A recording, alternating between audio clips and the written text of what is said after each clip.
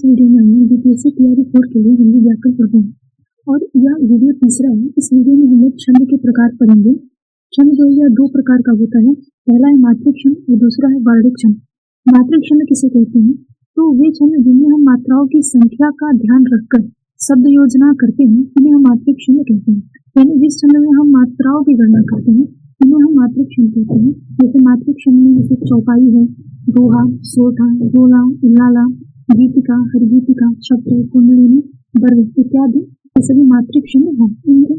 अब हम लोग जानेंगे मात्रिक छंद कितने प्रकार का होता है। तो यह दो प्रकार का होता है मात्रिक छंद। पहला है चरणों में मात्रा की संख्या के आधार पर और दूसरा है एक पंक्ति में मात्राओं की संख्या के आधार पर, है ना। तो चरणों में मात्राओं की संख्या के आधार पर भी इसको हम तीन भागों में बांट सकते हैं। पहला है सममात्रिक छंद, यानी वे छंद जिनमें सभी चरणों में मात्राओं की संख्या एक बराबर है।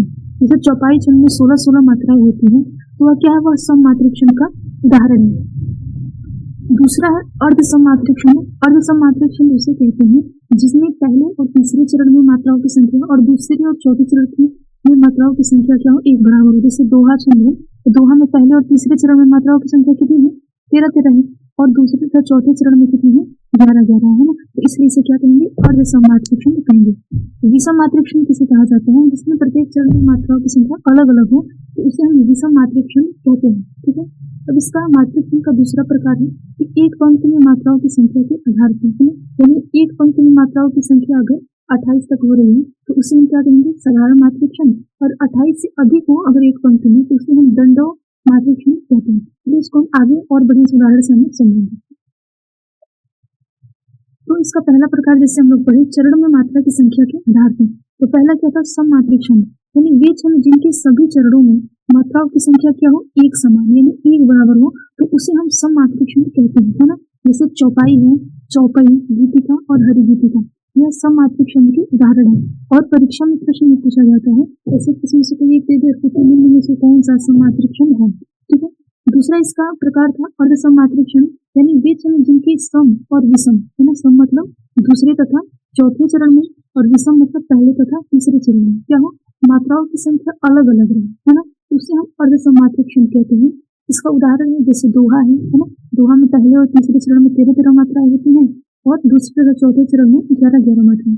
और सोठा ठीक दोहे का उल्टा है, पहले और तीसरे में इसमें 11 होती हैं और दूसरे तथा चौथे में 13 मात्राएं होती हैं। जैसे उल्लाला छंद है और बर्वे छंद है, यह अर्ध सममात्रिक छंद के उदाहरण है। ठीक है।